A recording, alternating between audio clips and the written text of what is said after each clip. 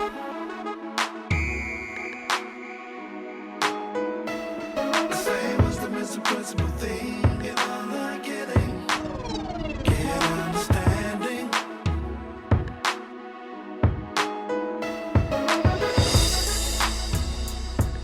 right, what's up, everybody? It's another episode of the Wise Idea Podcast with Christopher J. Harris. And I am your host, Christopher J. Harris. I'm very, very glad to have you guys hanging out with us again. Welcome. What's up? Welcome to the party. I'm honored that you would take the time each week to hang out with us. And as we focus on life, leadership, family, and ministry, it is such a blessing to be able to come into your homes or your earbuds or your workout time or your car time or whatever it may be, and just kind of inspire you and encourage you in an incredible way. We are on a mission to provide strategies for your hearts to be inspired and your heads to become wise. And so if you're new to us, we release a brand new podcast weekly on Thursdays. And a lot of you may listen to this podcast with friends or in groups and listening parties around the world. And I'd be honored if you would send us a message and let us know that. You can go to our website and just send us a quick message and say, hey, we're listening from Italy, or we're listening from Australia, or wherever you may be listening from. I am a firm believer that when wisdom becomes a part of your life, your entire life, every component, every facet of your life gets better. I believe that God made us multidimensional people. And so I want to be able to provide you with tools and strategies to help all of those dimensions get better, because I believe when all of those dimensions get better, your life overall gets better. I also want to take a quick moment and say thank you for sharing this podcast and the tools and the information, the show notes and the episode notes with family and friends and your social media friends and following. That really means a lot to me. And so if you want to get these notes and the episodes and other resources sent directly to you, I want to invite you to go to www.thewiseidea.net for all of the information, and you'll be able to get it right to your inbox, send it right to your email to you. And then finally, let me say that we're on social media, and we would love to have you join us and be a part of those conversations. And as you are listening to each episode, if there are questions that come up or ideas or thoughts that you have that you'd love to share with us, feel free to send us an email at info@christopherjharris.com. Well, guys, listen, I have an amazing guest on with me today, and he and I have had a chance to meet each other online and talk for a few months, or maybe a couple months here now, maybe a month or so. And we've had a chance to talk before today's episode. I've read a majority of his new book that came out in 2017. And so I'm so honored to have Tony Munson from Idaho on with me today. Tony, how are you, man? Hey, from Boise, Idaho. Boise, Nice Idaho. Yeah, man. You got some fresh potatoes today? Believe it or not, I don't know if I eat as many potatoes as I should. I guess we export so many of them out. We probably get our potatoes from some other state, now that I think about it. That's hilarious, man. I'm sure that there's got to be quite a stereotype there, though, when it comes to the whole Idaho and potato thing and all of that. Oh yeah, it's crazy. We have we have running water here, indoor plumbing, electricity. Yeah, to blow your mind. We're almost first world here. That's incredible, man. I have my family and I, we have a goal to visit, all 50 states, and take our kids. They can see all 50 states at some point, not all at one time, but over time. And so it's interesting because I think, and I don't know if you would agree with me on this or not, but I think Idaho is probably one of those states that is not necessarily first or at the top 10 of people's list of places to visit. I would agree, and I think it's because of I think there's a perception that goes around with it where we're kind of just a bunch of redneck goat farmer hicks, which is not the case. Yeah. And then also the climate, I think, keeps some people away. It gets cold enough here in the winter, like right now, it's in the 20s, where, if you come from Florida or California or something, that's almost too cold, probably. We do have 4 seasons here. So yeah, that's probably what keeps people away. But it's a beautiful state. You go up into the northern mountains up there, I'm telling you, it's crazy. It's just green, mountainous. You go up there and fish in the rivers. Yeah, if you come through, you don't want to stay in southern Idaho.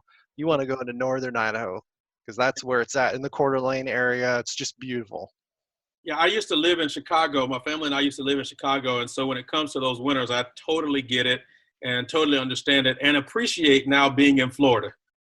Oh yes, Florida. Yeah, we went to Disney World a few years ago. My son just loved it, but I told him, I'm like, listen, you love it because you're here for a week. It's like, I'm sure it gets pretty hot here. It's very humid. There's no humidity typically ever up here, so drastic change. I loved it when I was there, but when I was there when it was 80 degrees and I thought it was melting, so I can Yeah. only imagine living there. Now, are you a native Idahoan? You know, I am. I grew up in northern Idaho in the Post Falls area. Um, I moved over to eastern Washington, which is very close to northern Idaho, and from there, I graduated high school and I went into the service, the United States Army. So I was in there for 4 years, which was crazy because knowing me, if you know me, like you would not think that the Army would be something that I would do. On the paper, it looked a lot. It looked 4 years looks short on paper. Let me just tell you that. But when you're living it out, woo, getting a couple hours sleep at night, yeah, that 4 years quickly turned into 10 years. It was very interesting. Wow. Uh, from there, I went to college at Washington State University, which is in Washington, Pullman. And then I got my first job, my first real job here in Boise, working at Hewlett Packard. And so I've just been kind of in Boise ever since. That's incredible. Well, let me say thank you for your service to our country. We really appreciate that and always give honor to whom honor is due in that regard. But guess what? We've got you on to talk about this incredible topic in this book that you wrote called People Skills for Christians. My goodness, what a topic. And, our focus for our podcast, for this podcast, each week is to provide very practical tools.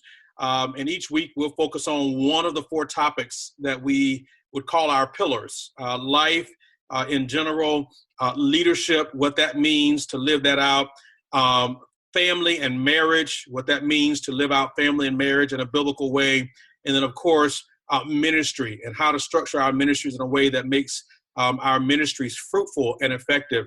And make no mistake about it, and we're unapologetic about this, that we believe in the gospel of Jesus Christ. And so we want to approach all four of those topics from a biblical lens, but we want to do it in a way that it's not spooky and it's not hyper charismatic in a sense that makes it unreachable for people or even scary to those that are not exposed to that world. We believe that making it practical is part of what makes the gospel relatable. It makes people interested in knowing about this Jesus that we so love. And so as I read a huge portion of your book, I didn't get a chance to read all of it, but I read a huge portion of your book. I was absolutely blown away that you took two different worlds and successfully merged them together to talk about what it meant to be successful as a Christian, but how to grow in those people skills. So let's jump into the book. First of all, what caused you, or what was the catalyst to say, I need to write a book on this? That is a great question. You know, I was involved in the worship ministry at my church at the time. I was a leader over a small team there. I guess you could say, from a secular standpoint, a band. We had 3 of them. And, there's a lot of practicalities that come with that, dealing with artists. It can sometimes be interesting, dealing with the demands and the time constraints. And I don't recall what was the reason why. It had to be God looking at it now. Just that idea of like, you know what, maybe you should go check out some of this material. And so I went out and I was just kind of perusing Amazon, looking for just anything that sort of resonated with me. And I came across this book by Dale Carnegie, How to Win Friends and Influence People. And it's like the worst title in the world for probably one of the best books I've ever read, written in the 30s. If your audience has not read that book, it's an absolute must. You must go read it. So I started going through that, and the way that he writes and speaks, it's not highbrow. It's very accessible to everyone. And I started reading it and just mapping the topics that he was going through to just problem areas in my own life, and immediately recognizing like, wow, the Christian body, my local church, is figuratively being killed by this kind of stuff. People just not aware of how certain behaviors affect other Christians and other individuals that they're around. To me, it was one of those revelation, like, bam, oh my gosh, this is it. We have to do something about this. This, the my little light, I'm going to let it shine thing, like, we weren't hiding this sucker underneath a bush. It had to get out. And so I engaged my worship pastor and got him. I'm like, man, you have to read this. And he read it, and we kind of both looked at each other. I remember looking at him and saying, like, where has this been the last 35 years? Why has nobody told me about this? Like, I felt kind of ripped off. And we immediately were like, this needs to be rolled out, like, to the broader church. So we initially rolled it out to the worship ministry. I think at the time there were 40 people in that. Great response. And from there, it just started snowballing. I mean, when God's involved in something, because it almost takes on a life of itself, and you're just holding onto the handlebars, just trying to keep it on the road. That's how I felt with this. Immediately, we wanted to roll into the Bible college, and then they wanted me to teach more classes. And I've just seen the effects that it's had on people. And it's like you're reading their mail when you're telling them about this, because they're like, you know what, Tony? This is exactly what I'm going through. It's like, I have a difficult marriage. And then we'll just sit down and like, well, how do you talk to your husband? Like, what words come out of your mouth when you're speaking to them? We know as Christians that words have life and death power. They're containers for life and death. So if you are not paying attention to your words, man, you can be sowing a ton of death in your mouth, with your mouth. Not just what you're saying, but even how you say it. Oh, absolutely. And the more you dig into it, I don't know, just me personally, a lot of times I want to think like, oh, my life hangs in the balance because of these lofty principles and these big theological ideas, and it's because I don't understand the transcendence of Jesus on the mount with Peter, John, and James. There's something to be mined there. Well, I have no doubt there is some understanding to take place, but that's not where I'm failing. Yeah.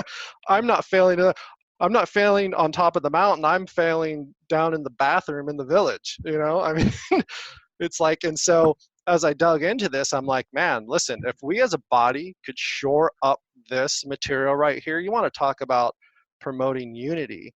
You want to talk about promoting love. I mean, what does love mean to you? What does it mean to me? We can have drastically different ideas of what love is.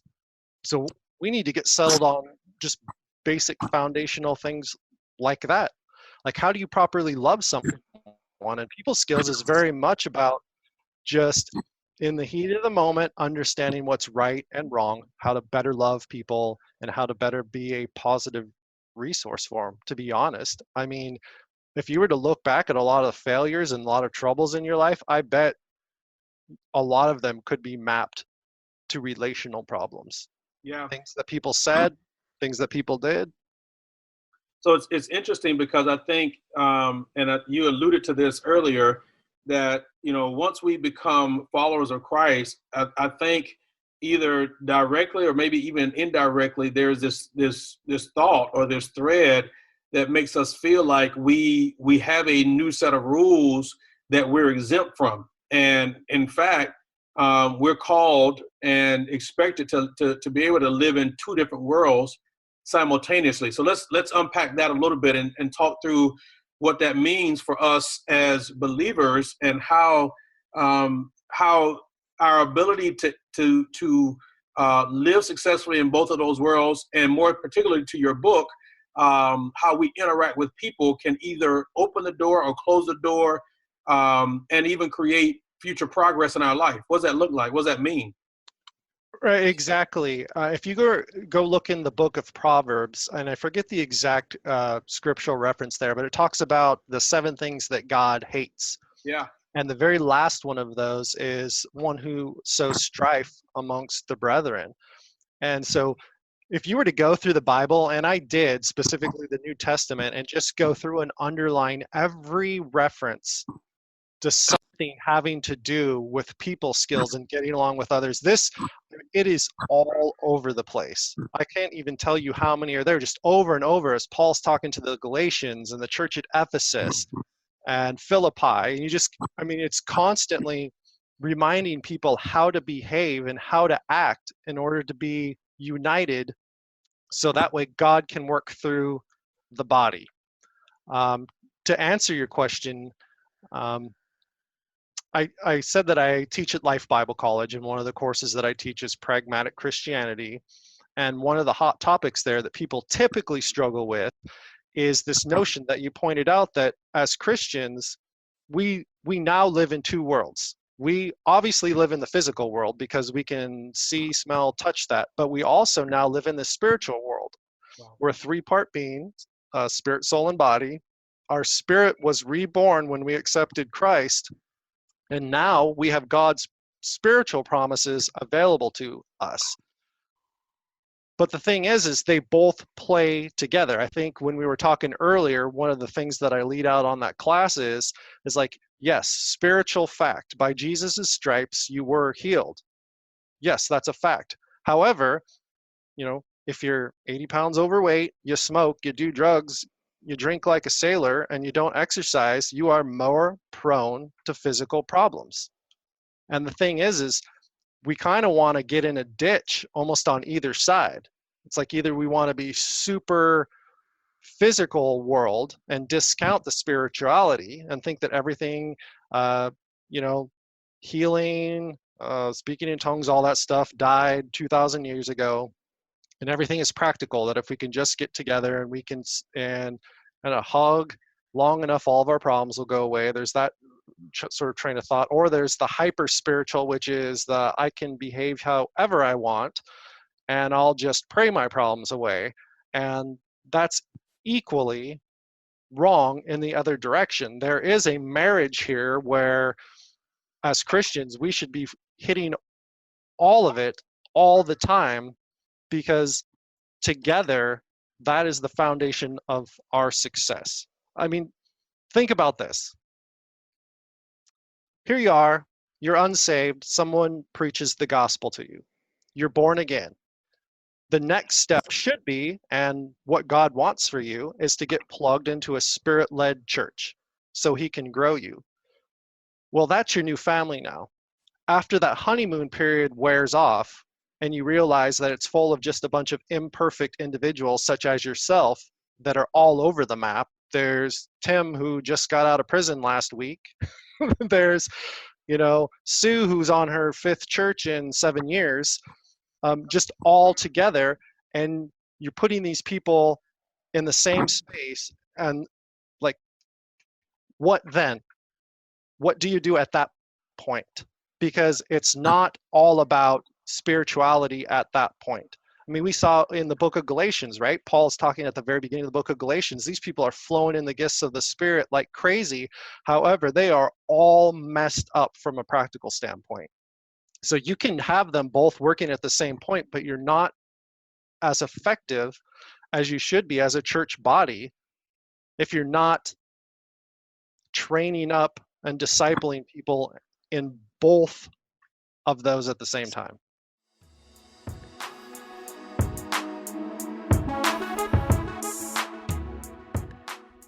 All right, guys, we'll be right back. I know you are right in the middle of an incredible conversation, and you were gleaning things from this incredible conversation that we're having currently. We'll get right back to it. I was enjoying myself as well, but I wanted to interject really quickly and just invite you, if you are listening to this podcast, that probably means that you are also on social media. Well, listen, I'm on social media. I'm on Facebook. I'm on Instagram. I'm on Twitter. As a matter of fact, y'all, guess what? I'm also on Pinterest. I would love to have you as a part of my tribe, my following, my connection, my social media family. And so if you're on any of those platforms, I'm at CJ Harris, O-N-E, CJ Harris, O-N-E. Would love to connect with you. So while this commercial is even going on, before we get back into the conversation, why don't you go online right now, pull your devices out, pull your computer out, and hit the follow button, hit the friend request button, hit the engage button, and we'd be so glad to have you as a part of our social media following and family. Not only that, as you listen to this podcast, you may be hearing things that are insightful for you, things that are being shared where the light bulb goes off. I would love to hear about those moments. As a matter of fact, you may be listening and there may be questions that you have or things you'd like to share with us that you're hearing. And either way, we'd love to hear from you. So please send us an email. The email address is info, I-N-F-O, at ChristopherJHarris.com. Again, that's info at ChristopherJHarris.com. Not only that, but lastly, if you have a project or a book or a platform that you'd like to promote or advertise with us, you're thinking that this would be a great audience for you to reach and connect with, we'd love to start a conversation with you about that. So please send us an email, again, at info at ChristopherJHarris.com. And in turn, we'll send you an information sheet and be glad to start that incredible conversation of partnership with you. With that said, guys, let's get right back into this amazing conversation that we're having. Be sure to pull your notes back out. It's going to be fun. Let's go.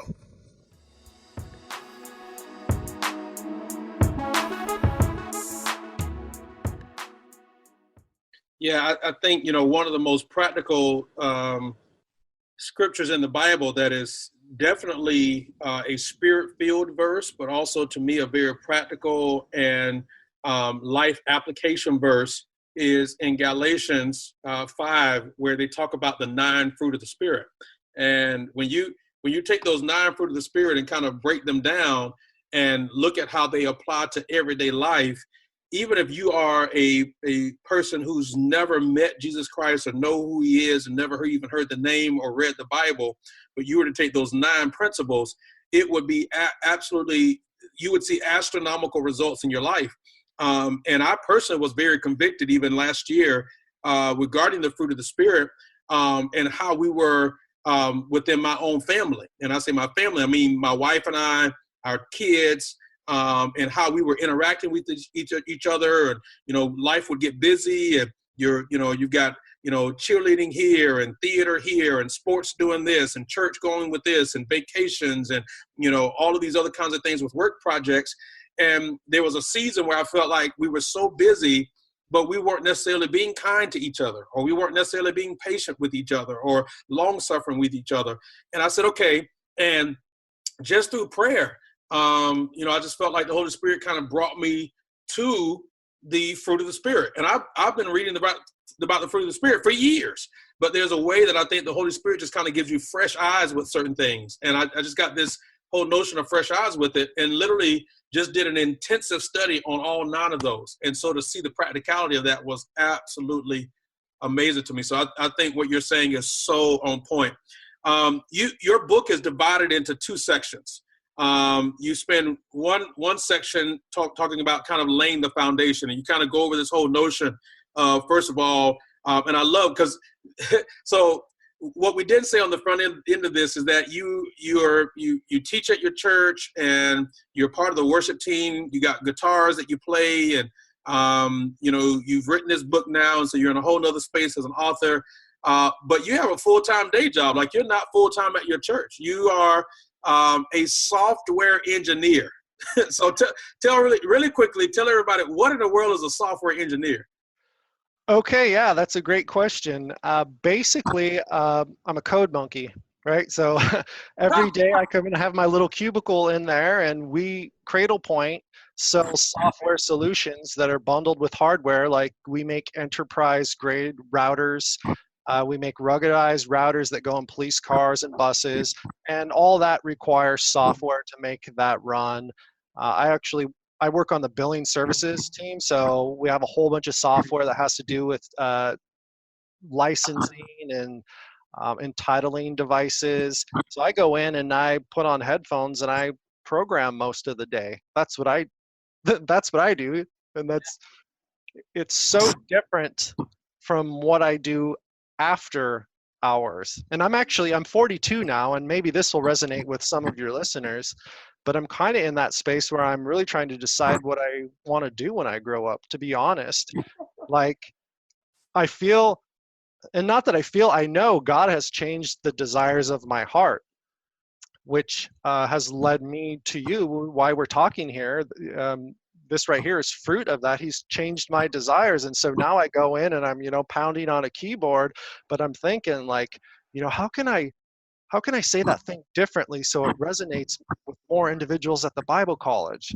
How can so it's like I'm trying to live two lives at the same time, and it's difficult. I feel like I'm being prepared for something else, but living in that middle space has been extremely difficult for me. It's hard to invest the mental effort to do the programming when your first love is to want to just help the church and help people. It's a hard line to walk right now. Yeah, I'm gonna give a shameless plug here.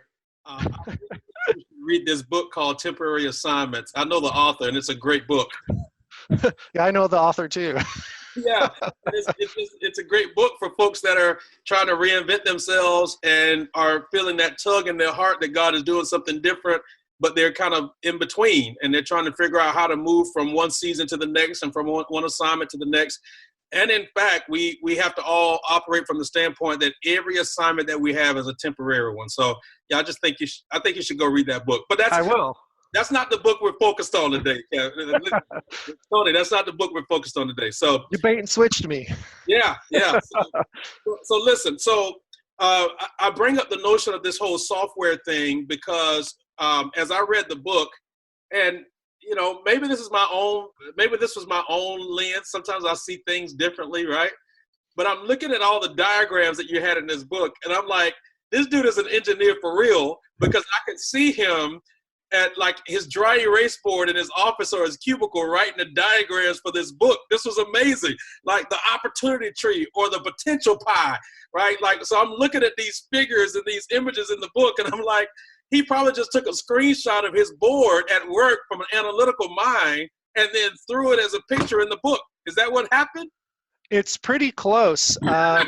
Some of those images I felt like were just kind of downloaded in my brain, like the opportunity tree. I just remember visualizing the whole thing all at once. And it was a real eye-opener for me, because it's very common to talk about networking and how important networking is, but I felt like it didn't do justice to the topic. And I felt like what the opportunity tree did was a visual representation of all these opportunities that are hanging out there, second, third, fourth, generation's the wrong word, but if I know you and you know your lead pastor and he knows someone else, well, the opportunity that I'm really looking forward to may come through that acquaintance with your head pastor, but I will never experience that if I mismanage this relationship with you. If you have a poor opinion of me as an individual, I will never have access to those opportunities. And it's just being aware of that and then doing the necessary things to keep those relationships healthy. Absolutely. I think, the terminology has often been, 6 degrees of separation. But I really think that because of technology and social media today, we really are probably at a space of maybe 2 or 3 degrees of separation now. It's amazing at the number of circles. I was talking to a high school classmate of mine who I have not seen in 20 plus years, and I was talking to him on Facebook. He responded to something that I put on Facebook, and it was amazing because I'm also involved in another ministry organization that has a network and fellowship of churches all over the world, and we have a leader that's a part of this organization, and he's stationed in Okinawa, Japan. And I kid you not, the pastor that is in Okinawa, Japan, responded back to my high school classmates' post on my Facebook, and they know each other. Now, I've not seen my classmate in 20 plus years, but I see this pastor from Japan once a year, and they know each other. And it was absolutely mind-boggling to me on how small the world is. And so I think that's a little bit about this opportunity tree that you talked about. Is that about accurate? Yeah, it's trying to put something in front of individuals so they can see where they're going wrong. Yeah. Here's something that seems to resonate with people when I teach. Your opportunities in life come through other people. God is not in the business of printing money. Stuff does not rain down from the sky. He does not mail you checks. That would be counterfeiting. It comes through other individuals. And you absolutely can make it difficult for people to bless you because they flat out don't like you. Even if the individual is spirit-led, hearing from God, it is very difficult for me to say, Christopher, like, I don't like you and God is dealing with me to help you. Like, that can be very difficult. Depending on the maturity of the person, they can flat out just disregard that leading because they're just overwhelmed with their dislike. And it happens in every area of your life, in your family, at work, at church, everywhere. These kind of decisions about your future are being made, and many times you don't even know.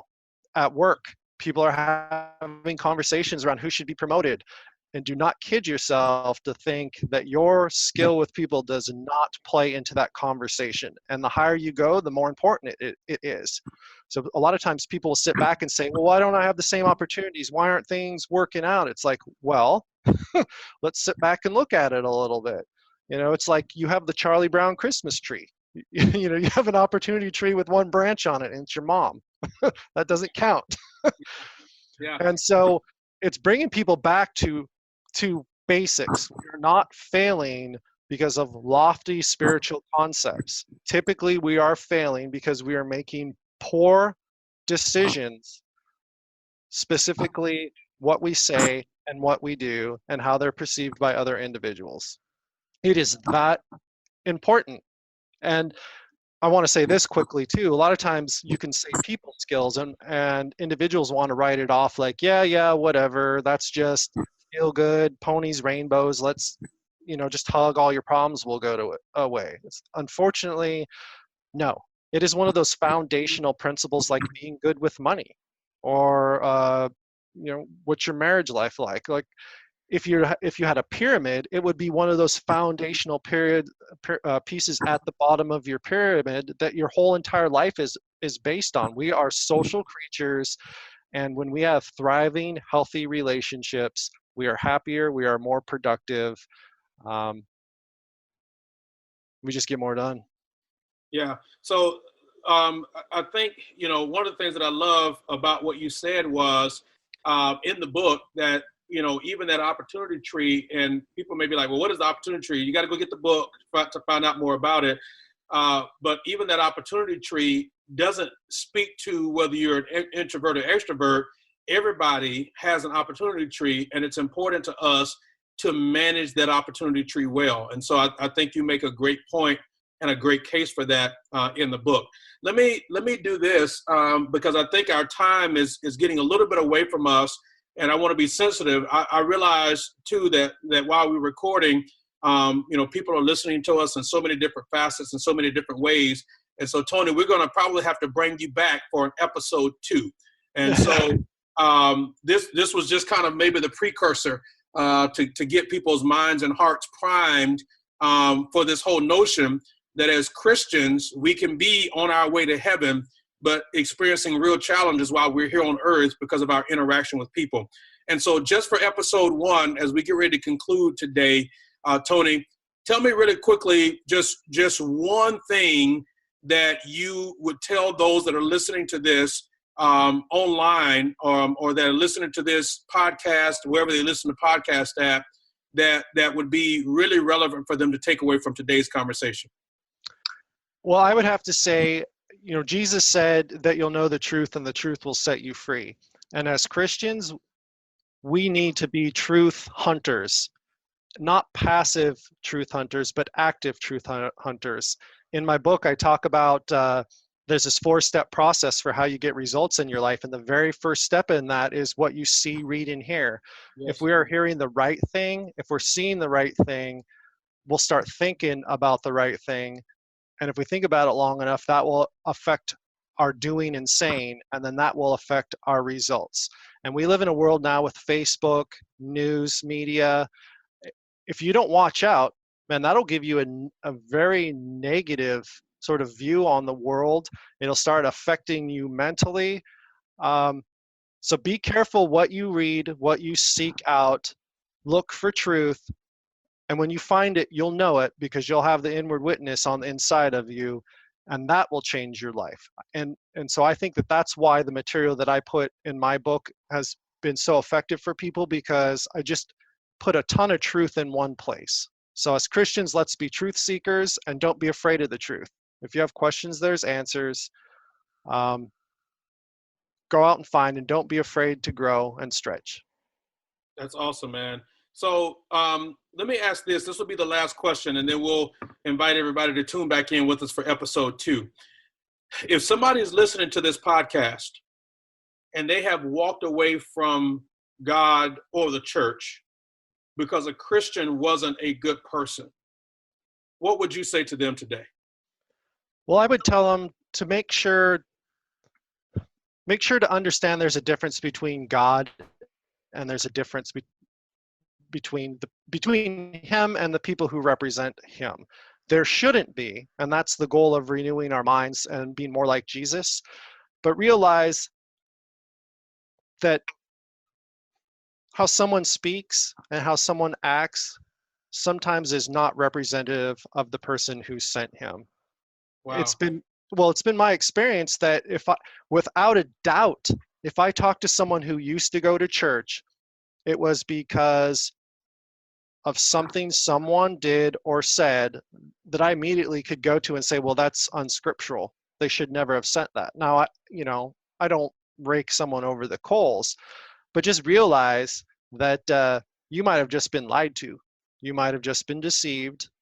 And you want truth. You want to know who God is, and you want to seek him, and just realize that a lot of times you have imperfect vessels trying to relate an imperfect God, or a perfect God, excuse me. And sometimes, like the game of telephone, it can be lost in translation. So if you're hearing anything but love and peace and joy and forgiveness, you're not being preached the true gospel and the true nature of God. So make a distinction. Someone who didn't know God is probably telling you about God. That's good, man. That's good. Well, listen, I think we've covered the foundation today of the book. I think, in episode 2 or part 2 of this conversation, we're going to have to dig into part 2 of the book about the concrete applications of what it means to be a better Christian, and what it means to improve our people skills as a Christian. And so for those of you that are listening in to the Wise Idea podcast, our goal is to provide you with balanced, strategic, faith-based insight for every area of your life, but with emphasis to your life and leadership and family and ministry.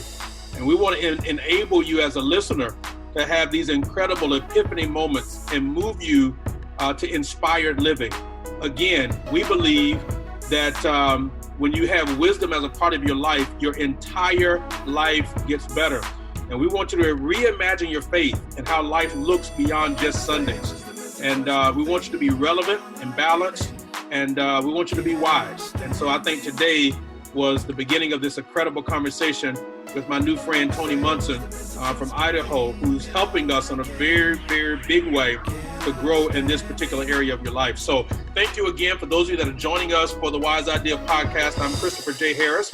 I hope you've enjoyed our time together. And if you did, and you would like additional resources and information, you can find us online at thewiseidea.net. We invite you to join in the conversation as well on social media, on Twitter and Instagram and on Facebook. And finally, if you've enjoyed what you've heard, please head over to iTunes or wherever you listen to podcasts and leave us a rating and a review for other listeners to find us. We would love to hear from you directly, so feel free to send us an email at info@christopherjharris.com. We look forward to seeing you for episode part 2 with Tony Munson, talking about his book, People Skills for Christians. Thanks again for joining us. We'll see you the next time. Remember, live wisely.